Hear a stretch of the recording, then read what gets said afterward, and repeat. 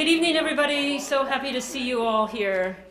You really invigorate me, and we can all invigorate each other that we're all still alive at this time in the semester, and I can't believe you're all here and you're all talking so excitedly, and you actually have energy of any kind for anything. But actually, we have an extremely exciting event tonight, and I'm sure that's the major reason why all of you were so good to come out in this last sort of orphan week of the semester, which we're still figuring out how that works. But anyway, thanks again for coming. This is the second out of 4 of the Women's Sexuality, Gender in Religion Forum. I have to close my eyes to even remember what it's called. But the first, as you remember, was Amy Hollywood, and now we're very happy to have Marie Griffith tonight for the second. Just to remind you, this is an ongoing series of talks. The main purpose has been to have faculty who are actually here, so this is usually not outside speakers, faculty who are here, who are engaged in the study of women, or sexuality, or gender, or any of those, combination thereof, and its relation to religion, to tell you about their work. It's a way of you knowing what various faculty are working on, and responding and interacting, and also seeing who else is in the audience so you know who your soulmates are, and to sort of build community in this diverse but also somewhat cohesive field. So tonight we're really happy to have Marie here. As I'm sure you all know, Marie Griffith just recently joined the faculty of the Divinity School, and we're still kind of glowing with the satisfaction and happiness of getting her here. She is from Princeton University, and notable that at Princeton she was the director of the program in the study of women and gender there, in fact. So she now is finding a convivial home, I hope, here with us. She got her doctorate actually here from Harvard in the study of religion, and her first book is entitled God's Daughters in Evangelical Women and the Power of Submission. That was in 1997. And she actually was a research associate also here at the Harvard Divinity School's Women's Studies in Religion program in 2002 to 2003, where she was working on her second book, I guess it is, Born Again Bodies, Flesh and Spirit in American Christianity. And tonight she's going to be talking about her project in her latest book, and I'll let her tell you about it. So thank you very much, and let's welcome Marie tonight.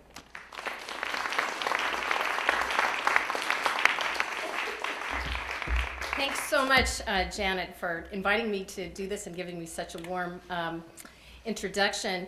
I'll just say, though I know it will embarrass you, that Lee Schmidt is also here tonight out from leave. So I hope some of you who haven't had a chance to meet Lee, well, he's on leave, maybe you can meet him too. But we have both felt extremely warmly welcomed, which is why I want to acknowledge him here too. And it's wonderful to see former teachers of mine here as well. So thank you all for being here.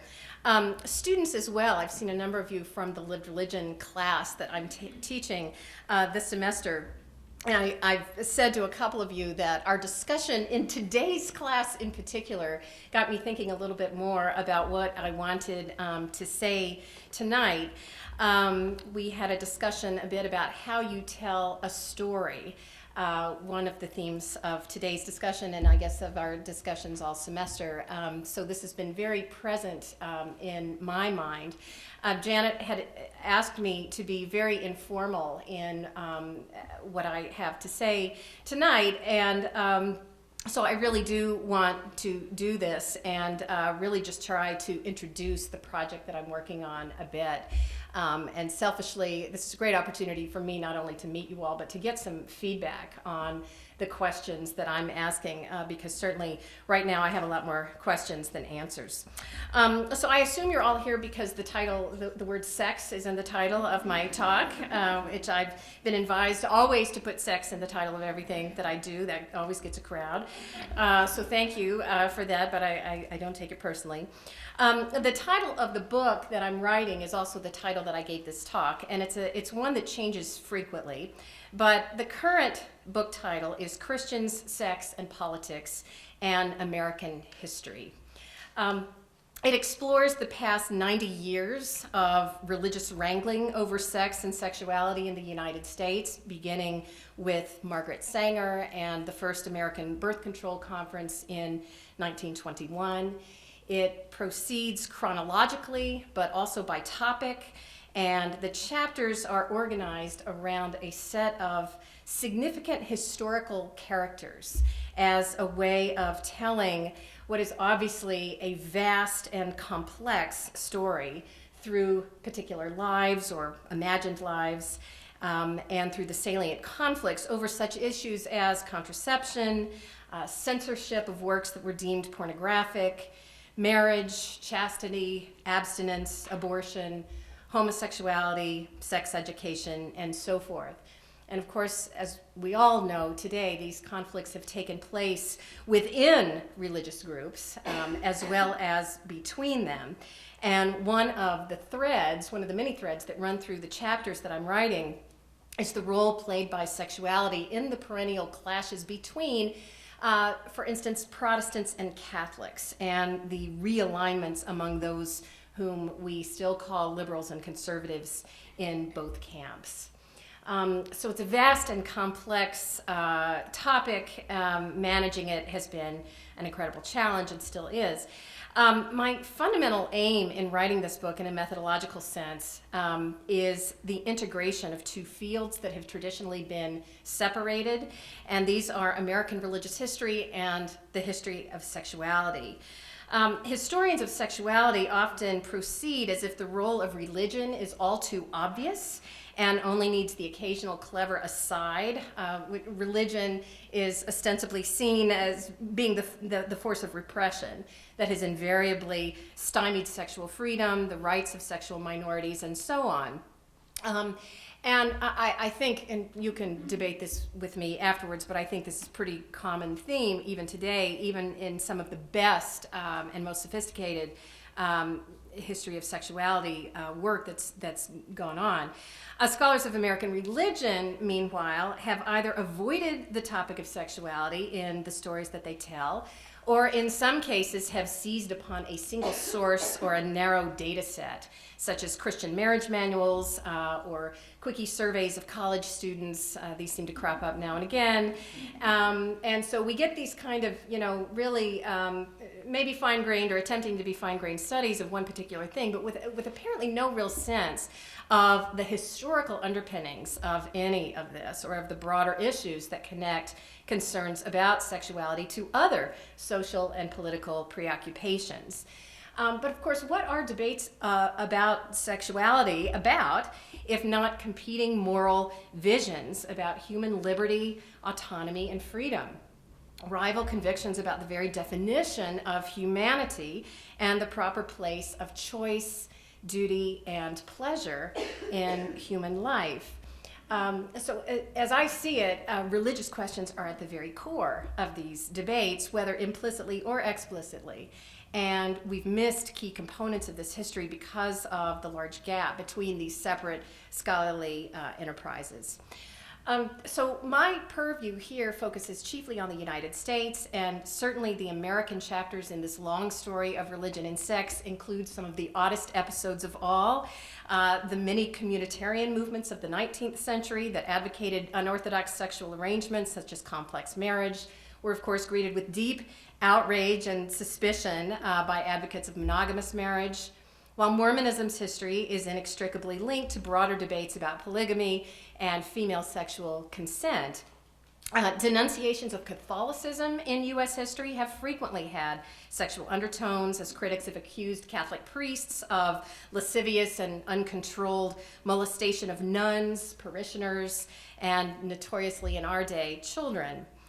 A mockery of Islam in the wake of 9/11 particularly continues to emphasize both Muslim attention to sexual and social purity and the ostensible belief among some Muslim extremists that martyrdom, when it's properly performed, will lead to sexual license in the next world. So just as the United States enjoys the curious distinction, as people in my field like to say, of being both the most religious and the most secular of nations, so too have Americans appeared equally self-indulgent, sex-obsessed, and sexually repressed, fixated in one way or another. So in all, we've shown ourselves to be, in the recent words of one Protestant minister, a nation where religious convictions always involve social and moral issues, and never more so than when the subject at hand involves women's sexuality in particular. So I see this as a topic that's not of a narrow, I mean, this is an important subject, obviously, that deserves a wide scope because of the broad implications that this has, not only historically, but obviously in our own time as well. Now, what are the narratives out there about this? I mean, there is so much in the media right now on Christianity and sexuality that you can't avoid the sorts of narrative tropes and scripts and really cliches that are out there about this history. So, on the one hand, those who opine upon Christianity's long sexual history offer contrasting views. Promoters of the strict precepts that value more procreative sex within heterosexual matrimony justify their stance by invoking history and scripture, often claiming that the church's sexual teachings are the same today as they have ever been, as we know. And then at the other extreme of what we now call the culture wars, many of Christianity's critics tell a simple tale of a church that has worked ferociously to repress sex in every form. So these are not narratives that can be avoided, but they are constantly tripping up anyone who's trying to work in this field. It is such a deeply polarized worldview that I think our media and that we get even in much scholarly work again today. So part of the goal that I've had also in writing this book is getting underneath and beyond these sort of totalizing accounts on both sides. I don't think they represent all there is to say about Christian sexual mores, certainly historically or today, nor that Christians in the pews simply hold sexual views that are equivalent to that of the Vatican or focus on the family or take your pick. Catholics and Protestant Christians alike have shown surprising variety in their own sexual beliefs, with more than trifling shifts in sexual teaching and emphasis occurring over time. And so part of my goal in looking at particular historical characters and events is to see those broader kinds of shifts in views at the cultural level taking place. So this is the lived religion, in a way, of trying to think about the history of sexuality and religion, finding that complex reality on the ground. So the ultimate question here is, what is at stake in these vigorous debates over sexuality and sexual morality in American life, past and present? That's really the question that I'm trying to ask above all as I narrate this sort of fraught and enduring encounter between these divergent Christian models of sexuality. And why do the major political issues of our time have something important to do with sexual proclivities and behaviors? I mean, this always seems to come up, and you know, this has almost become a cliche, but again, not one that I think we understand particularly well. So it's easy to see that as disparate parties have argued over marriage, homosexuality, contraception, pornography, abortion, sex education, and government-sponsored torture even. Sex itself has become ever more significant as a battleground. And obviously I mean sex here in terms of gender as well as in terms of erotic practice. So these dividing lines have seemed to only become more deeply entrenched, and I think there is a great deal to be gained by taking on the history a bit more. And if I have a sort of normative goal, which is probably already very clear to you here, it is partly that I do believe we're in rather dire straits if we cannot speak more reasonably and honestly about the moral worldviews that animate these very fierce disagreements. I realize this is seen as naive in some quarters in some way, But I am convinced, as I've been, I think, throughout the work I've done in the past, that it's all too easy to caricature the people with whom we disagree on these issues. And I am conscious every day that I'm writing of how much I do that and how fiercely I have to attempt to get beyond some of those caricatures and really try to get underneath to these stories. So these questions about what it means to be human, what it means to be moral in different moments and to different constituencies is really what I'm trying to get at in some way there.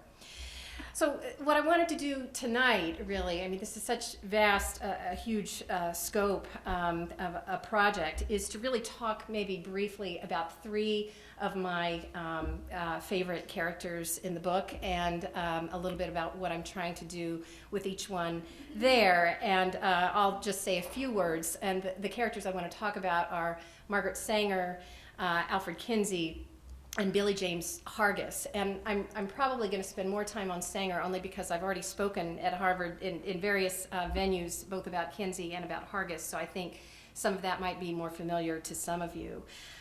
These characters are obviously quite distinct, and yet each played a colossal role, really, in American Christian debates about sex. Indeed, in American debates much more broadly about politics. So reading them together as part of what I'm trying to do in this book may give us some sort of fresh sense of the genuine multiplicity of Christian views on sexuality, as well as the larger political stakes on all sides of these debates. So to begin with Margaret Sanger, more than any other figure before or possibly since, Margaret Sanger drew the battle lines that have defined America's battle, the religious battle, the political battle over sex. So my book does begin with her. She's my first very important figure. Of course, she's been written about a great deal, but I don't think her particular impact on religious views of sexuality has been taken adequately into adequate account. And I'm in particular interested in the event that came to be known as the Town Hall Raid that launched a decade of religious conflict over sexuality. And this took place in November of 1921, when Margaret Sanger, who was already a very well-known crusader for the birth control movement, when she arrived at the town hall in Manhattan to speak at the final section of a historic week-long meeting on birth control, the first American birth control conference in the United States, she found the doors locked against her. This was on a Friday evening. This turned out to be an attempt by the Manhattan police to halt the meeting, which was she was supposed to give a talk called Birth Control, Is It Moral? When the doors finally opened to let out the crowds that had already gathered inside, she was whisked up by her adoring and indignant fans and propelled to the front high stage of this auditorium, and some of you have seen concerts probably in Town Hall, where she made repeated attempts to convene the meeting and address this promised subject, birth control, is it moral? But to no avail. Within moments, the Manhattan police chief, Captain Thomas Donahue, had physically seized her, escorted her off stage, and arrested her, along with fellow birth control activist Mary Windsor. Officers paraded these women to their police headquarters while hundreds of Sanger's supporters amassed and defiantly followed them, singing "My Country, 'Tis of Thee" in their wake. It's just a great dramatic scene for a movie.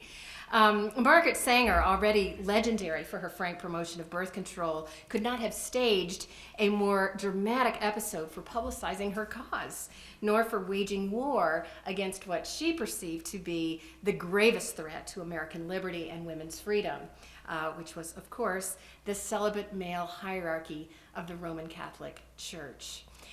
So this event was November 13th, 1921, and what it did was it actually is a moment in which you can see the news coverage shift towards sympathizing with Sanger. The New York Times, all of the sort of media reports suddenly people, the rumor got out there, and this is still believed to be true, that the Catholic hierarchy had pressured the police in Manhattan to close down the meeting. And so what had been a real discomfort with these discussions about birth control and contraception became a free speech issue that Protestants could wield against Catholics in a very, very important way. And Sanger was frankly brilliant in using this to her advantage. Sanger herself, of course, was raised Catholic and came from a Catholic background herself. But she milked this for all she could, and very, very successfully, in a very short period of time, managed to turn the culture against the Catholic hierarchy and on the birth control issue as well. So aided by these associations between Catholic authoritarianism and anti-Americanism, and by widespread indignation that the celibate clergy would halt even the discussion of contraception from taking place in a democratic society, Sanger worked diligently and often behind the scenes to secure greater openness on the part of Protestant leaders towards birth control and towards sexuality much more broadly. So this is really a fascinating story. I've gone back into the correspondence, and Sanger, there are all of these very private sort of secret letters between Sanger and Protestant leaders at the time in the Federal Council of Churches. They were actually coming to her to get her help and galvanizing them, and she started asking them for money to support the cause. So there's secret sort of financial things going on in the background. They used each other in a certain really important way, and this is a major part of the reason why in the 1920s many of the mainline Protestant denominations eventually very quickly shift to a pro-birth control position. And that has happened by about 1931. So in just a decade. Sanger herself, of course, as you may know, was a very radical figure in many ways. She had a number of extramarital relationships throughout her life, but she could also strategically pose as a supporter of heterosexual monogamous marriage.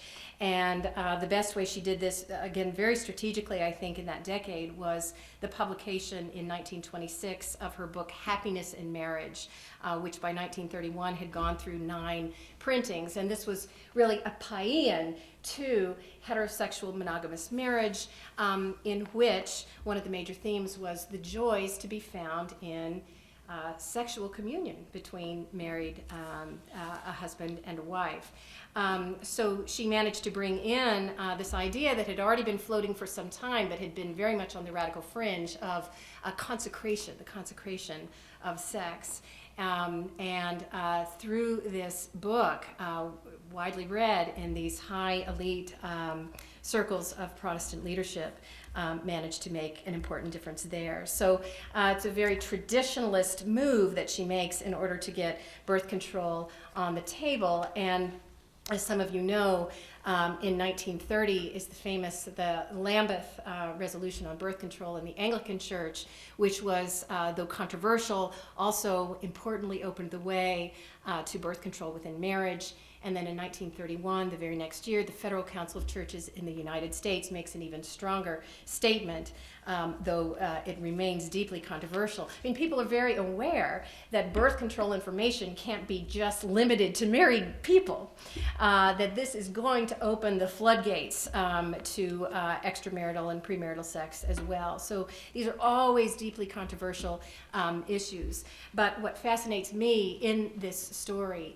is Sanger's sort of persistent cooperation and collaboration with these religious figures, and their very close collaboration with her as well. And it's a complicated story. I'd be glad to say more about there, but it's a very rich one. So until the 1950s, this goes on for a while, but until the 1950s, birth control remained a point of some contention between left-wing and right-wing constituencies in the Protestant churches. But gradually, as I'm sure many of you know, signs indicated widespread approval of contraception among the public in the early years after the wide publicity that was given to the Lambeth and the FCC committee reports in the United States.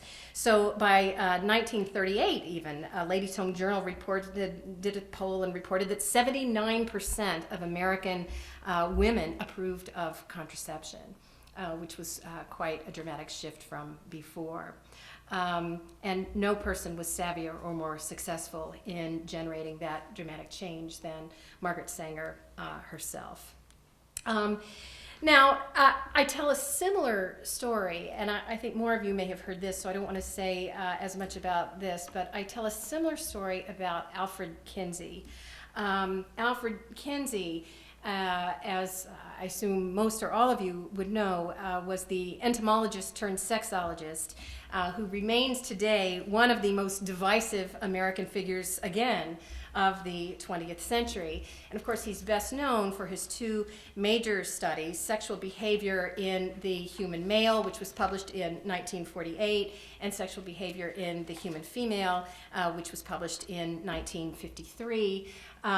These were widely reviewed and widely panned in many conservative religious circles because of the very graphic treatment there of what Kinsey believed was going on the ground.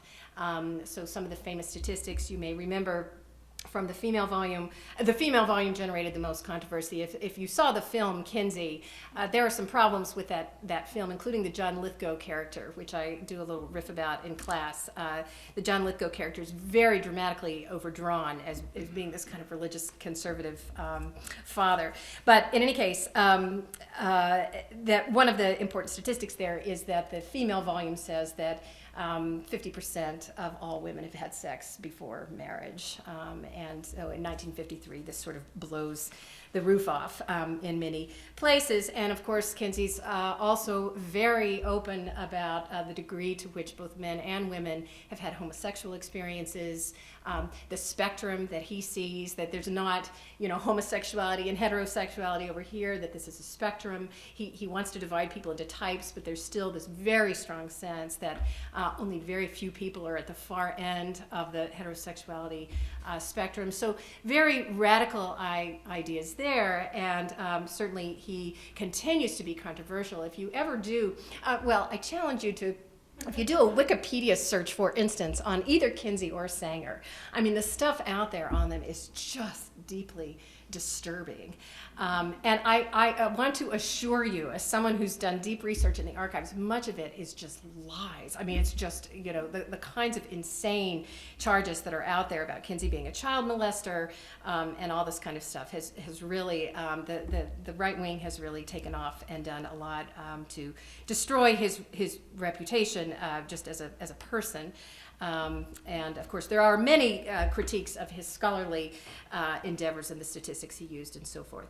In any case, I'm in love with this Kinsey story because, like the Sanger story, what interests me about it is that Kinsey turns out to have had all sorts of correspondence and collaboration with religious leaders in the United States, who we would call the liberals, and we can think through this a bit more, but folks who really began through, in part through their reading of Kinsey, to rethink the tradition, their own ways of thinking about traditional sexual morality.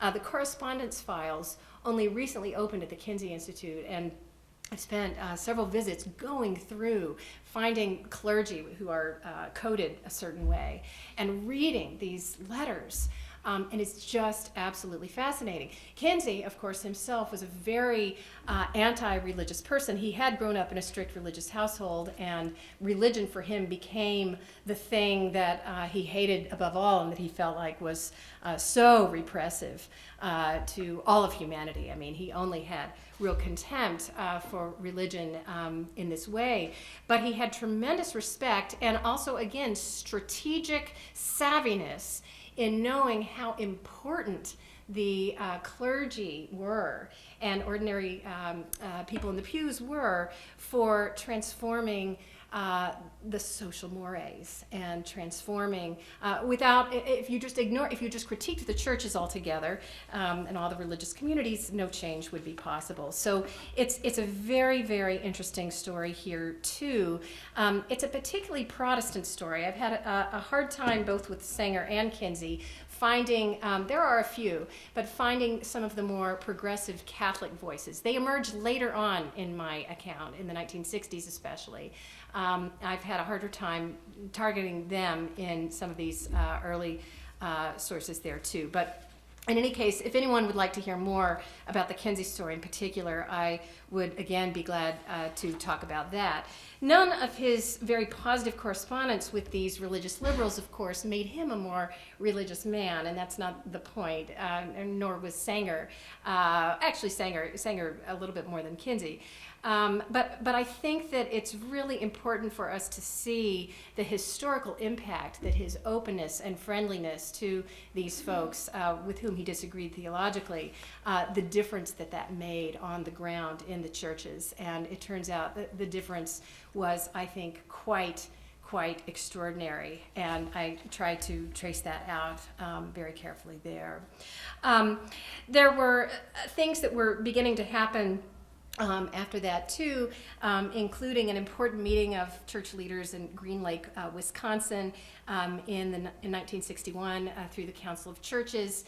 And one of the great fun things for me of doing this work and getting more into the present is that there are some figures who were still very much a part of these discussions, including Harvey Cox, who agreed to interview. I got to interview Harvey about some of these discussions as well. Harvey was one of the liberal Protestant clergy writing on these issues at a very early time, debating Reinhold Niebuhr and others on these sexual issues. So it's exciting for all of you budding scholars too to see when these, the history comes to life. I mean, there it is, and it's still happening all around us. So that's a bit of the Kinsey story there, which I also think compels us, piecing together this story, compels us to rethink, again, this history of sexuality through the lens of American religious history.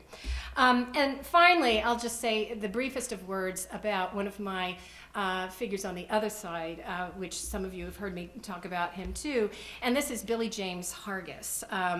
Billy James Hargus, some of you may know well, and some of you may not know at all. I guess maybe a simple, overly simple way of describing him would be he was sort of a bit of the Rush Limbaugh type of his day. He was a fundamentalist radio preacher who got his start in the 1950s, was a very strong anti-communist crusader, worked some with Senator McCarthy and so forth. But what's important about him, for my purposes, he was really one of the early and most influential evangelists and conservative crusaders to turn to sex. I mean, and whether he saw this as a really strategic way of mobilizing a constituency by frightening people about sex education, about homosexuality, about women's sexual freedom. But he was right there in the 1960s as one of the first, what we would see now as a deeply conservative commentator on the sexual revolution, so-called, and sexual mores in the culture. So telling his story enables me to get at the other side in some way of this, which is the mobilization through fear and through deception. In many cases, one would have to be honest about that. Of the other side, the polarization of these issues. So Hargus is also a fascinating figure because in the end, I probably shouldn't put it this way, but he sort of fell on the horns of his own dilemma, as it were, and was felled by a sex scandal that involved both male and female students at the college that he had founded in Oklahoma. So there's a bit of the Ted Haggard, story a little bit there, or I shouldn't pick on poor Ted anymore, but the kind of, what is this about? And and people want to know, what is this, why was he so obsessed with sex and then doing this in private? Is he a hypocrite? His story, I think, is extremely complex, and it's one that I am still digging deeply into, and am fortunate enough that some of his children, who are now grown, my age and a little older, are willing to speak with me about him. So there's some really fascinating things there too. Hargus also, he was preaching in Tulsa when Anita Bryant was growing up there. And so I think, again, there are these lines of influence that one can trace out, and trying to do that there for his story. So those are three of the stories I tell among many, and let me just conclude here very briefly. That as you see, it's a maddening task in a way to try, and I think if I can see that the structure of the book is trying to tell these intertwined stories, how we got to the culture wars, how these are shaped and formed over time. And yet I'm also all along the way trying to say there's more than just the culture wars, that there are these on the ground ideas and this flow that we don't see in our standard sources, and that I really want to get to that understory. So one of the pieces of this project too has been to try and do some limited but nonetheless very important ethnographic fieldwork and interviews with people today in some of the more conservative congregations whose leaders, of course, are well known for preaching against gay marriage, homosexuality, any sexual practice beyond heterosexual monogamy. Marriage. And so this, of course, as you might imagine, and those of you in the lived religion class, this is also why I wanted to say this here, is that opens up for us too ways that people's ideas, what they say and how they live, or their own life stories, turn out to be rich and complicated, and open us up, I think, once again, to new ways of thinking about these issues. So that's another piece of it too that may sort of really grow into its own project in a way. It's hard to hold all of these together. But in any case, I think I'll stop there and just let you ask questions and give me your feedback and offer any sorts of critiques or suggestions that you have. Thank you.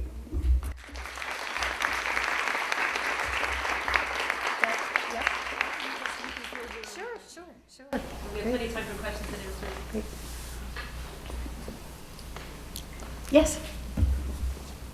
Do you try to do any look at the class effects, how these figures and the issues about birth control, sexuality differ among working class, lower class, and among various racial groups? Yes. No, I'm very interested in this question, obviously, and think it's very critical. Figuring out the sources that I need for different pieces of this project has been my great challenge, and I would really welcome suggestions for this, because part of it is when I'm looking at correspondence files, I don't always have all the information that I might need, to get at some of that. So for instance, the Kinsey files are, they code by clergy, but that's often about all that I've got. I've got a Methodist, so I might know someone's a Methodist, they're in this part of North Carolina, I know there's something very interesting going on, but it's very hard for me to tell a broader story about the impact there. So it means that what I've done, I think, so far with class and race have been very present, but not definitive. That's my problem there. I think it's much easier, I can be more definitive because of other people's studies out there today on, say the 1970s to the present. There's a lot of great work I can draw on there. But yes, no, these are very important to me. Yeah. Yes. One of the places you could go would be in the evangelical groups. Mm-hmm.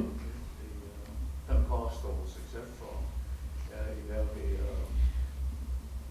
tension between whites and blacks and what began, shall we say, interracial movements, but you also had lots of other things happening.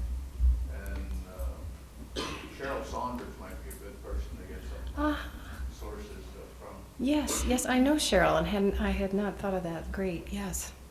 Thank you.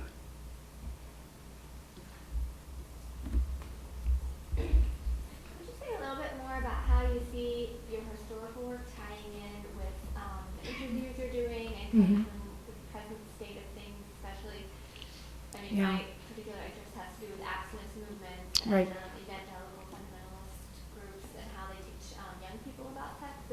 And you mentioned it might become a project of its own, and I'm wondering if you're finding the way that they fit together. Sure. Or maybe not. You want help for your dissertation, don't you? Well, I think, as you know, even from our earlier discussions, I mean, I deeply believe in a model of ethnographic fieldwork that always includes close attention to historical context. That's just the way that I think. And at the same time, I think it's harder to always have that go in the other direction. I mean, because the bulk of my research in recent years, especially since I had children and it became harder to do these in-depth ethnographic studies I did at an earlier stage of life, has been working in the archives and doing more historical research. I think for this project, it felt so crucial to me because how do you uncover, and other, historians of sexuality talk about this all the time, how do you uncover, things that are often so private, the unspoken? Maybe you luck out and you have a cache of diaries somewhere, or you find, sources, or you find letters where people are talking about this, but it is so complex. But I do have living persons now whose lives may turn out to be far more complex and complicated, I mean, would it surprise anyone to hear that, in every interview that we've done in quite fundamentalist sometimes communities, that I don't think we found anyone who didn't have sex before marriage themselves, right? And often the stories I want to say are painful. I mean, they're often very painful, fraught stories. And so I'm interested also in thinking about the pain, and maybe it's scripted, that this is a narrative that's always scripted, but that also does generate some of the real, very strong pronouncements about sexual morality on that side. Well, if that's true, I think that's really important. And I want that to be a part of this book. And I'm fortunate to have, the editor that I'm working with, which is through Norton, W.W. Norton, she very much wants this to have that fieldwork component to it, to have that. Academically, what counts as real ethnographic research and what doesn't is always, tricky. But I'm trying to write to a broader audience. And so I think I am content with having it be less ethnographic and more historical, but having those things sprinkled in, illustratively and still telling us something important. So does that answer your question? For you writing a dissertation, it might be different. Yeah. Going off a couple of comments on race, I'm wondering if you've done any work on miscegenation, and particularly tying it to birth control. Yeah. And the eugenics movement. Right. Bringing in Sanger as well. Yes. And so, even what the liberal churches were saying at that time. Yeah, absolutely. So yes, no, that's a crucial question, and of course, as I'm sure many of you know, you cannot write about Sanger without addressing the eugenics question. Just want to write that down. On Sanger herself, I do think that the picture is somewhat more complicated than her harshest critics have wanted to say, and it's also more complicated than her great supporters want to say. And I think more and more there's an acknowledgement, because the sources are there, you can trace that out for her. So I do very much deal with that with her. Protestants in the 1920s who began to support the birth control movement, some of them did so for clearly, in part, eugenic reasons. those reasons were mixed in with feminist reasons in some cases. I mean, women, people are also talking oftentimes about women. Trying to trace out the rationale for opening up this question of birth control is very complex and difficult, but it absolutely had a great deal to do, certainly, with eugenics and fear of miscegenation and fear of immigrants and, all of these kinds of questions. So it's very much present. And what I do also try to do is trace out some of the shifts that occurred later. Some of you may know of a book by Matthew Connelly. I don't know if you happen to know this book, and I forget the title of it now, but it's about the history of Planned Parenthood and the birth control movement more generally. And he's done some amazing research on the clear eugenic connections there. And Christine Rosen, of course, did the book on eugenics and the clergy. So we know that Protestants were very much caught up in that. Now, the truth of it is, though, one thing that I do think I say that might be new or fresh in this regard is that Catholics themselves also were tapping into eugenics. And that piece of the story is a bit more complex because Catholics sooner began to critique her and on those grounds. But John Ryan and others, were also very much in favor of some of the eugenic programs early on. So it's not only a Protestant problem, but it is clearly a Protestant problem and a liberal problem for sure. Did you have anything? No. Yeah. Could you say a little bit more about, you mentioned polarization a couple times, Mm-hmm. but I wasn't quite clear. Who's polarized? Who are the Catholics and Protestants, or liberals and conservatives, or totally different groups? Sure. Well, I mean, it's within groups, it's between groups. Yes, and yes. I mean, I'm tracing out. There are different moments when different groups are probably somewhat polarized around different issues. So, but you see, the reason that I'm picking famous characters about whom we know quite a bit is, for one thing, I can assume some knowledge on the part of the reader, but also because those were the figures, Sanger and Kinsey, and figures like them, who generated such tremendous polarized responses. Now, I am also deeply interested, as I said, in what's going on that is less so, and in the changes that are taking place on the ground. But the kind of initial media responses are, either Kinsey, for instance, is seen as lascivious, hedonist, or he's seen as the most brilliant scientist and liberator, of all time, and he's compared in the same, his name comes out in the same breath with, Adam Smith and Karl Marx and, like great thinkers of all time. So that's kind of like these early media, kinds of polarization. So that's partly what I mean. And then what do those turn into? Well, they turn into, obviously, very competing views of morality and, competing views about science and the human body, attitudes towards teaching evolution in the schools, are a part of this. So I'm trying to trace out this whole kind of cultural view that's emerging and kind of coalescing in part around these figures like that. And seeing that. So does that make sense, the polarization I'm talking about here? So it's polarized between pro and anti-Kinsey, or is there some other social groups that it aligns with? Oh, sure. Yeah. I mean, yeah. So no, I mean, but I'm interested in it on, thinking about it around the grounds of sexuality, but it has everything to do with liberal and conservative. I mean, but I'm trying to also problematize those categories and say, oftentimes our presumptions about those categories are, might be flat. Who's where in a particular moment. So it varies by chapter. I mean, trying to trace out who these different groups are, who their progeny are in some ways, and the shifts that take place over time. Yeah. Can you say more, and to what extent is Margaret Sanger kind of developing a sort of theology of sexuality? Does she have a vision of sexuality that she's using images, ideals?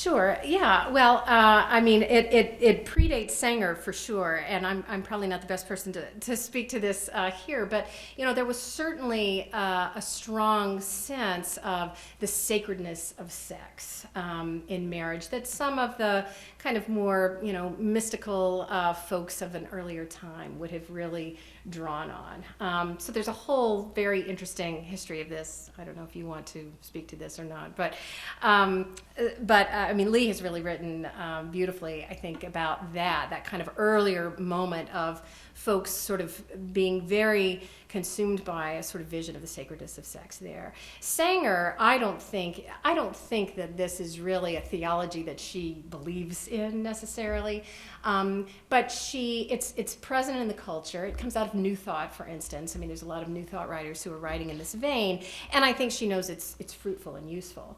And part of the Protestant story that emerges later on, and Rebecca Davis just wrote a wonderful book that includes this too, is that Protestants really do take this up as the sacredness of sex becomes a justification for birth control in marriage.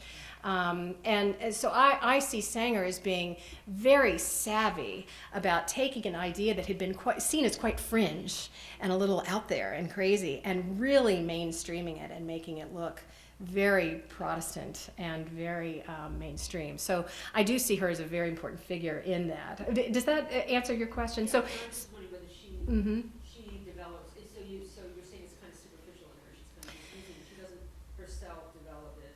well, I don't have a strong sense of her.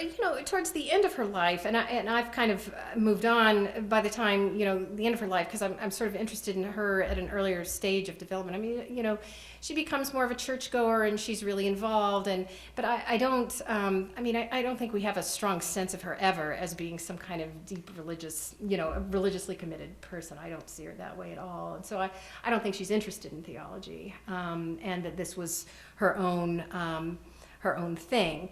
I don't think it's that deep, but I think she's a very smart writer and manages to present that for others quite effectively. Yeah.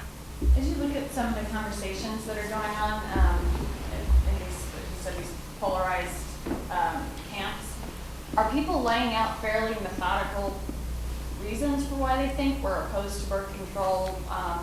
For these theological reasons, because this is our theology of the body, this is our theology of marriage, or is it more coded language that you're having to interpret? Yeah. Well, I mean, they cite the Bible, and they, are making theological arguments, and I try to take those on and include those, certainly. I mean, and to say, because I think they are effective for persuading others of the truth of these worldviews. Were I a theologian, which I'm definitely not, or a biblical critic, which I'm not, one can take these on, and I hope that actually part of what I can do by opening some of this up is to make those sources more present. I mean, the first chapter of this book that I attempted was I had a different editor or someone who wanted me to write a chapter on the way the Bible gets mangled, in all these debates about sexuality. Well, fortunately, lots of other people have written about that. So I can kind of draw on that, draw on other people's work. That's not what I'm doing. But to see the ways that yes, there's coded language, and it's all, scripturally inflected. I mean, I don't see it as either or. So I am certainly looking for coded language, as you put it. But, I mean, is that sort of what you're asking me? I mean, I see it all. It's all kind of, a creation. And I'm watching the creation grow and change, and other people add to it. And, as these discourses emerge. Is that what you're asking, Shannon? Kind of. Mm-hmm. It's more, I know that they're using scripture on both sides as kind of as weapons against each other, I guess. I'm just wondering, I guess, how explicitly and methodically it's laid out, and how much, scripture itself can be coded language. You're right. Sure. No, that's right. Yeah. Not that methodically in some of these cases. In other cases, quite methodically. So I've got different examples that I could say there. But maybe one good example would be someone like Reinhold Niebuhr, who was a very strong critic of Kinsey and the sexual revolution, and other people like Stuart Hildner, who was head of the sort of the pastoral counseling movement, and who wrote a great deal about sexuality and is one of the very interesting liberal figures in this book. But Niebuhr didn't take it on theologically, so maybe this is a good example for you. Niebuhr, his mode in this way was to insult Kinsey's background, insult his intellect.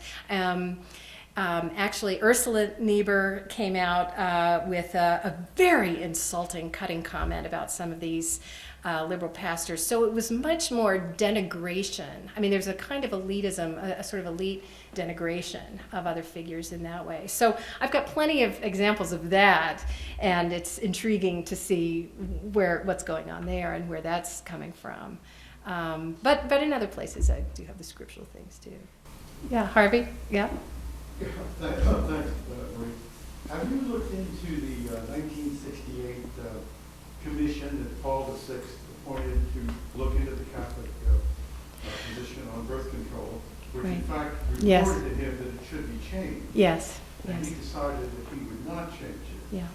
And therefore issued, what was it called, Right. in 68, Yeah. which Andrew Greeley claims was a turning point in American Catholic opinion about the authority of the Church. Yes. Yes. That is, apparently, polls show that Catholic women then and now use birth control at exactly the same proportion as not Catholic. That's right. I've often wondered what were the arguments that this lay council, some of whom were Americans, Yeah. that reported to the Pope, and what was the reception then of humanity? Did it make any dent? Really says it made a negative dent. Yeah. It really undercut the authority. But that's a very big piece of this picture on the Catholic side. Yes, absolutely. A couple of years ago, Leslie Woodcock Tentler, who's a great Catholic historian, wrote a book about the contraception issue in American Catholicism, and she traced this out beautifully. She went back and interviewed people, who were kind of a part of this, and she makes this precise argument that this was a devastating blow to church authority, and that Catholics, in droves, simply ignored, this teaching. Now, of course, that has changed somewhat over time. I mean, now there are now Protestant evangelical movements that are anti-contraception today. That idea has sort of built up, and as you all know, sexual issues are a major point of convergence between some of the conservatives in Catholic and Protestant circles. So that's been very interesting to watch those alignments around the marriage debates, but also against contraception too. But you're absolutely right. That's a critical story there that I do talk about. But she did such marvelous research, and she went back. She's interviewed priests on this, and of course many priests were opposed, were very devastated also by this Vatican decision because of they said this is a pastoral issue. We have women and men coming to us. Have had 9 children and very poor, and we want to be able to say to them what they can do beyond the rhythm method. So she's done a wonderful job, I think, of tracing that out. But you're right, it's a key story there. Yeah, Amy. Yeah, I'm thinking 2 things now. One is wondering, and this isn't part of your story, but about the success of some of the conservative evangelical movements now, and of a certain form of Roman Catholicism outside of the United States, precisely around, not precisely around, but arguably abetted by the fact that there are more quote-unquote conservative views about birth control, given the fact that there are populations and groups in South America and Latin America and other places, parts of the world for whom contraception has been used as a weapon, right? And that notion of contraception is used as a eugenicist weapon is in place politically. And so thinking about Puerto Rico in particular, where it's a very central activist stance in relationship to U.S. feminism. But that's just a sort of more of a comment that was related to a question I was thinking of earlier when you were talking about, somebody asked you about what's the tension, what's the fighting point, right? And the fighting point, some kind of conception of conservatism versus progressive or liberal. And as you yourself said, or as you said, I'm just sort of saying what you said, the problematizing of that, given the fact that much of what went for as liberal Protestantism was, at least in part, shaped by eugenics propositions, which were seen as part of the liberal or progressive agenda. Right. And so the question I have is, I can't remember how far are you going, because historically, in terms of your argument, because there's a lot of people who would say that much contemporary scientific research in various churches' response to it is a new form of eugenicism. And does that play a role in your story, or is this? I just can't remember where you stop. And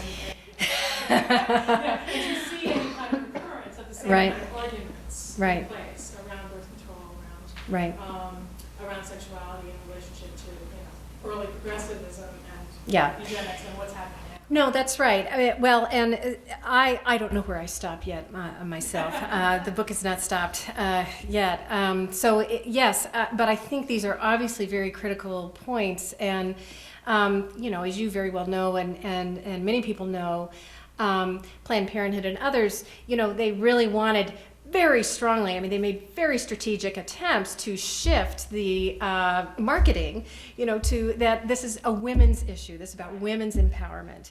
And I think, they've been successful in some quarters at developing this idea, and UN agencies are on the program, and there's a lot, and that has historical precedence too. Eleanor Roosevelt was one who certainly always talked about this as being a woman's issue, even though there were eugenic implications there for her too. So those, what is very complex is untwisting those motives, because I think they were often very twisted. You can't really untouch them, but yes, into the contemporary scene. These are still very strong critiques too, but I don't know how much I'll deal with those. Actually. Yeah, thank you. Yeah. I was wondering what particularly motivated your choice of focusing on Hargus. It seems like if you wanted to give the conservatives a fair shake, that was not the way to do it. Right. James Dobson might be less scandalous but equally influential. Right. So why him? Fair enough. Yes, and I do have the other figures in there too. You're right. You know why? I have to admit, and people who I just gave a paper on Hargus to the North American Religions Colloquium.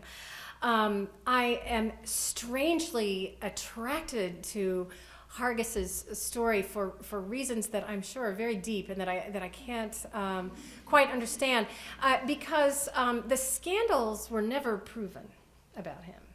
And I think that I don't know, to say that I sympathize with him is perhaps too strong, but I do see him. He was sort of taken over by one of his former really apprentices, who's still out there today in a very prominent way, working at Hargus's old school in Colorado, the Summit Ministries, David Noble. So it's a complicated story, and I actually do try to give Hargus justice. I know that he's been caricatured a great deal, and maybe even some of what I said I probably may sound that way, but I very much try not to do that. And I see him, the reason I do focus on him, though, I do see him as a really crucial voice. He was very prescient in seeing how important this issue was. And the connection, he very seamlessly sort of shifted from anti-communism to the kind of sex crusade. And I think did so very, very well and managed, so I see him as too important to ignore.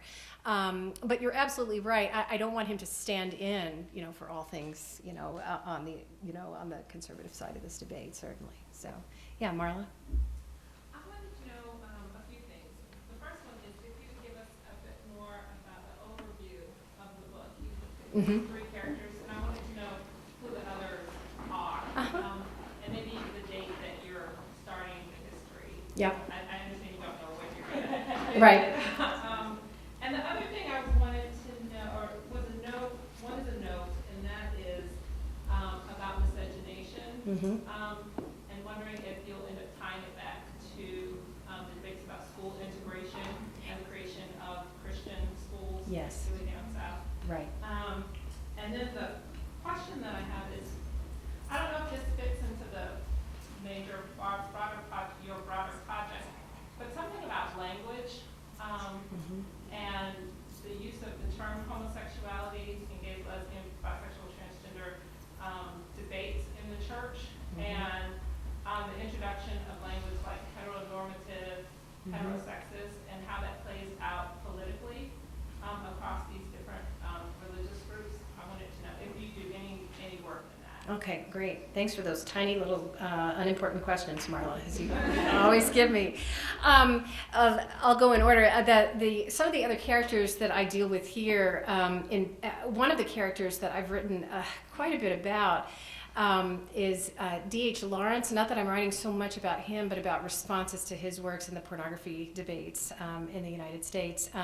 So he's been important for me. Ruth Benedict is one that's actually quite important. She was involved in discussions in New York in the 1940s, this New York psychology group that included Paul Tillich and Stuart Hiltner and a variety of psychologists and theologians who were meeting to discuss various major topics in this period, but they spent an entire year talking about sex and love, and it's just a rich, rich year, and she emerges as a really critical person there, and she has her own very interesting history, actually, in terms of both religion and sexuality.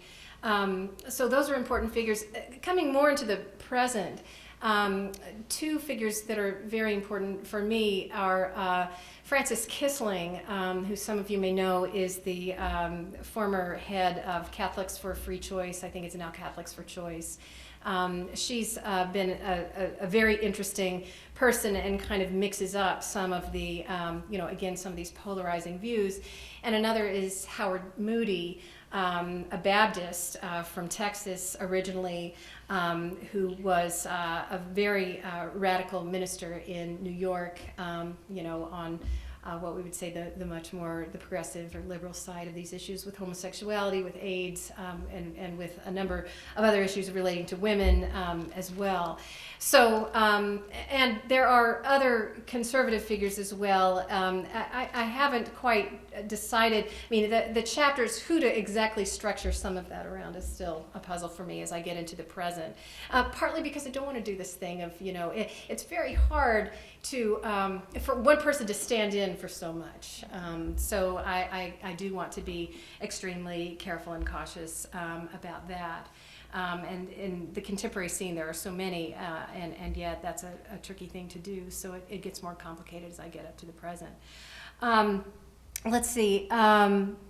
School integration debates, absolutely. I mean, so the race piece of this and the connection between, again, sex education and the public schools is a perfect story to tell about that, because in the 1960s, I mean, this is obviously is very tied in with concerns about racial mixing. And actually, I mean, I have to say, even the KKK comes out against sex education, and you can see it as at its most virulent in places like that. And then, the links are more, they're not more tenuous, but they're just subtler in some of the others. So yes, I trace that out for sure.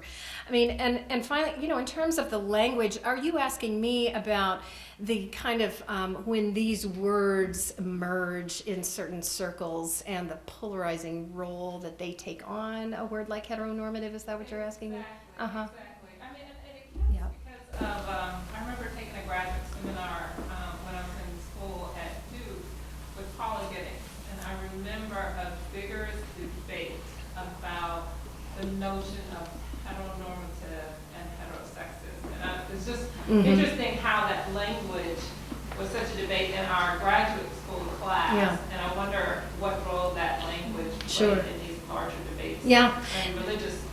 That's very interesting. Yeah, I haven't thought about that so much directly. There are a couple of people who just got their PhDs or are getting their PhDs, and Mark Jordan knows some of these folks through the sexuality seminar you've run at Emory, and Heather White is one who's coming to my mind as someone who has written her dissertation and is turning it into a book on the religious involvement in the gay rights movement. And she probably, that would be something that I'm sure may come up in her work as well, but she's extremely interested in sort of tracing out those connections. And there's you all know, and this is one of the difficulties of doing this kind of work. On the one hand, it's so exciting because there are a number of people writing on these issues right now, and part of the excitement for me in coming to Harvard, frankly, was to be around people like Amy, like Mark, like Ann Browdy,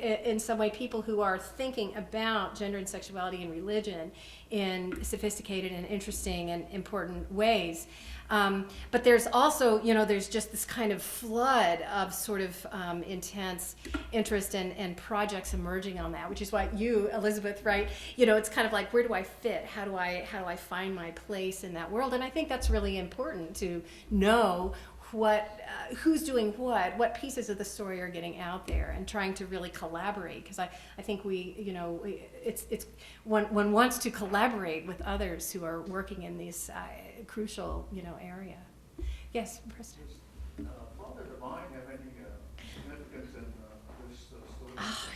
Well, I have written about Father Divine before, and I find him such a rich and fascinating person. And I wrote much more about the food. This is an important figure for me in Boarding in Bodies, actually. And I did write much more about the food and the feasting and the feeding others dimension than I did the celibacy part. But, the problem with writing about Father Divine is it feels so unique, in that way. But I do find him a very rich and interesting person, and he is, I think, one would have to say he's representative of a certain strand of community and that's advocating celibacy, and yet there the rumors or who he represents to his followers. So yeah, that's a great question. I hadn't thought of including him here, but he'd be good. Yeah, go. A body of literature that could take you far afield, but that I think would be very illuminating is body of literature about out-of-wedlock births and teen pregnancy, because it has, you will find the racial dimension very much there.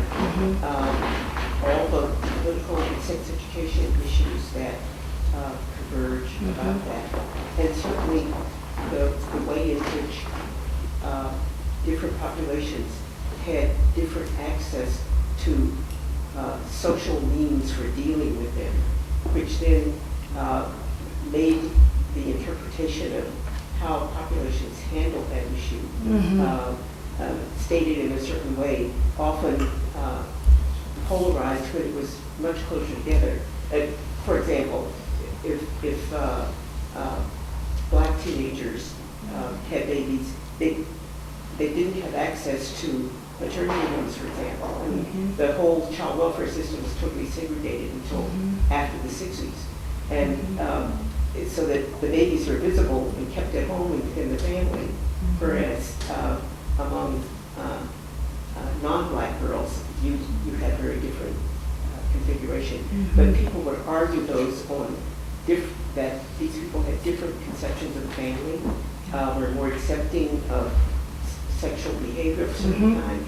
So that I think is very related to your work, that whole body of literature.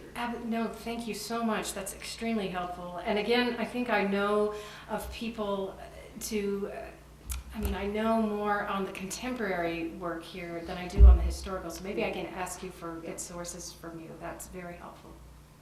I'll walk down the street and see we turn out to be neighbors, as we did just now. Yes? Yeah, I'm wondering to what extent, particularly in Sanger and the early stuff, that you're talking about birth control and sexual practices, but to what extent is gender also implicated? There's ways, the contemporary dates, one usually stands in for the other. Right. So they're attacking one, but they're really at something else. Yes. So I'm wondering, in terms of what you found, how you've seen them implicating each other. Gender and sexuality. Yeah. Oh, all the time, everywhere, always. Yeah, and you know, it's a challenge for me to, and you can even hear it in my talk, to constantly keep that uppermost. I mean, that's just needs to be something I say at the outset, because obviously you're absolutely right. And part of the sexuality debates have always been, you know, deeply about gender roles and female submission to male authority, and men needing to be men and women needing to act like women. And, you know, so absolutely, you know, the gender piece of this is crucial. And it always was in Sanger's day too. I guess part of it is, as you're tracing through, Mm-hmm. does that gender role that comes out or is being defended, does that remain the same even as the sexual practices that are at play? Yeah. No, It's like how they, like, I guess, what have you noticed or not? So for the history of gender in this regard, yeah. Within the debates, within the sexuality debates. Yeah, that's great. Right. I mean, because part of it is, you know, when I'm thinking back to, I mean, let's just give Margaret Sanger again as a contrast here. You know, Margaret Sanger was very much supported by feminists of her day, you know, which were a sort of elite, you know, group of women, mostly white women who are, you know, thinking a certain way. I've been fascinated. In fact, I spent far too much time on Google and other ways of tracing out women who appeared with her in newspaper articles. You know, who were all these Manhattan women? They are the elite of the elite, you know, the wealthy, the socialites, you know. And so their notion of womanhood is very different than what we're finding. So what's being defended or what's being promoted on different sides of the debates, it certainly does change, and it's very complex. So you're absolutely right. I mean, I try, you know, I'm juggling so many balls here already. I mean, trying to ever hold that in mind, but absolutely, it's a history of debate over gender, for sure. Yeah. Well, you began by asking what's at stake in the sex discourse. And as you told the stories, I just kept on asking myself, what is it about sex that commands so much of our attention and is so polarizing? Mm-hmm. Like for Sanger, why is it that so much gets condensed onto it, down to free speech and free democratic society? And what is it that is so ripe for sexual hypocrisy in people like Hargus? And why are Americans so sex obsessed? I guess my question is, methodologically for you, is sex discourse a unique category with its own rules? And if so, if not, why do you see it as a useful way into American religious history? Oh, sure. Yeah. Okay. Just yeah. I mean, I don't think it's unique at all, but I think it's the thing around which, for whatever reason, and I don't, you know, I suppose. One thing that I should say, and I've heard, some of you may have heard Margot Canaday when she came to Harvard and spoke a few weeks ago. And I know Margot well from Princeton. She just wrote this great book on, which I highly recommend, on the shaping of the category of homosexuality through by the federal government as a key part of citizenship.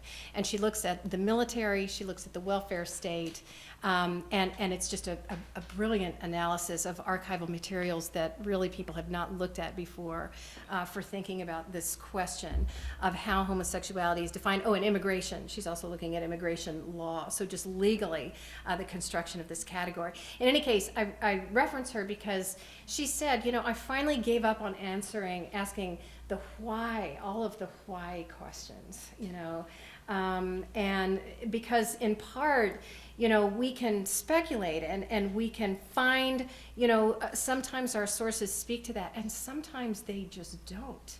And so, and I had, when I heard her say that, I thought, oh, phew, you know, relief, because that's true. I mean, that why are Americans so sex obsessed? And it's, I'm sorry, what? I said it's terribly interesting. It is a terror. So I'm going to keep asking the question, but I can't promise that I can always answer it, you know. And it's interesting, some of you who were at the colloquium a few weeks ago also know that, you know, sometimes people get into psychological reasons for this, or people want to talk to me about, you know, psychoanalytic paradigms for this, which I take very seriously. But, you know, I also say, you know, some of this goes beyond what I feel like I can really find empirically in the sources, and I hate to sound like such a fuddy-dud, but I do find myself bound, at least to a point, at least so far, you know, by what I can find there, and so I think the why question,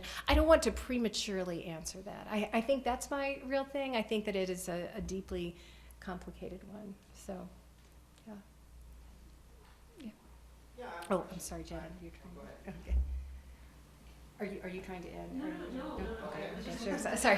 Okay, go ahead. So my question is, in doing the history of the discourse of sexuality in American religion, and this is a question that there probably isn't an answer to, but what do you think is the relationship between practices of American sexuality and the discourses?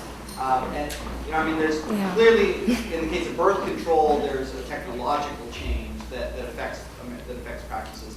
But in terms of other practices, you see it as relatively stable. Is the narrative of the sexual revolution, you know, a true narrative, or is it one that's, you know, certain voices become more prominent than others? What's the relationship between them? Yeah, that's a great question, and it's, you know, obviously it varies, and I could do all my historical evasions, you know, of the question.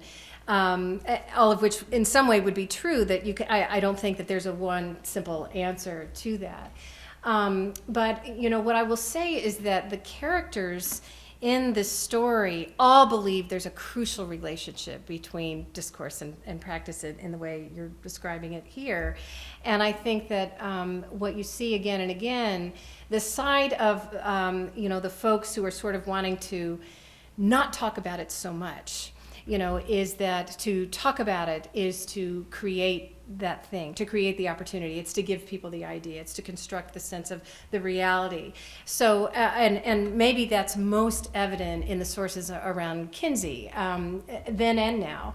That Kinsey, of course, you know, the famous debate is that Kinsey says, all I'm doing is saying what's out there. I am not commenting on it. I am a scientist. All I am doing is, it's like counting wasps and, you know, codifying things. I'm just telling you what's there on the ground. And of course, everyone from all sides says, no, that's not what you're doing at all. You know, you are creating an interpretive, you know, worldview. And that's why people dig so deeply into him, I think because he denied, at least in most instances publicly, he denied that he had kind of a normative dimension to this. But I think the folks on all sides know that there are normative dimensions to this, and that absolutely the ways we talk about sex affects what people do and how people think about it. So maybe that was less evasive than it could have been. I don't know. Yeah, Ben? Can I just follow up and to ask, and I don't mean this as a hostile question, but it could be interpreted that way, but I don't mean it that way. Okay, I'm so glad you prefaced this. Well, how do you understand, even if sort of your primary stake in this is the historian, and you're to some degree bracketing certain kinds of normative questions, even though we all know we never fully can.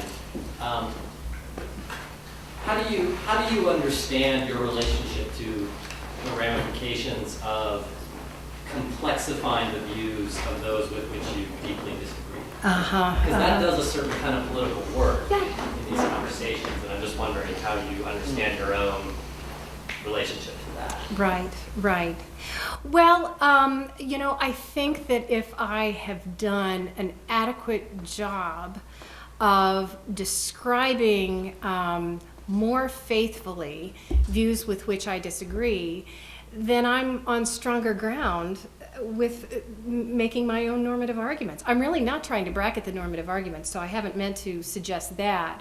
But I think that there are more fair and just ways of doing that than others. So I guess, for some of you, and maybe, the book that just jumped into my mind is Jeff Stout's Democracy and Tradition. And that's, outside my own field. But I admire the stance that Jeff takes and that others certainly take too, which is to say, we have to first describe the thing correctly, and wrestle with it for a long time.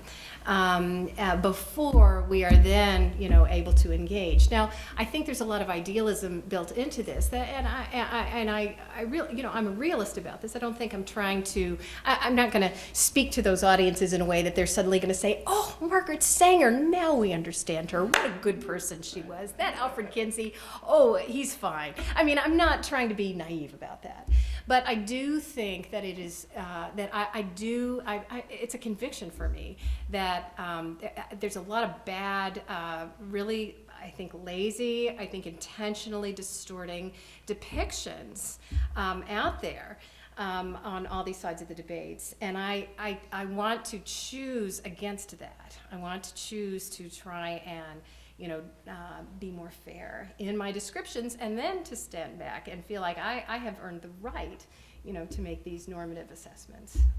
So I hope maybe that's clear. I appreciate the question, because I think maybe I can clarify, what I'm attempting to do. It's a burning pedagogical issue for me, because I've actually seen students in the classroom pick up ways in which I was trying to complexify more conservative viewpoints and use it as a weapon against other students in the class. I mean, real violence can happen around, it's unintended on the part of, what we're trying to do, but I still don't really have a good sense of how to navigate that always. No, well, that hasn't happened to me, but that's right, gives you pause. I teach in a Catholic school, so. Yeah.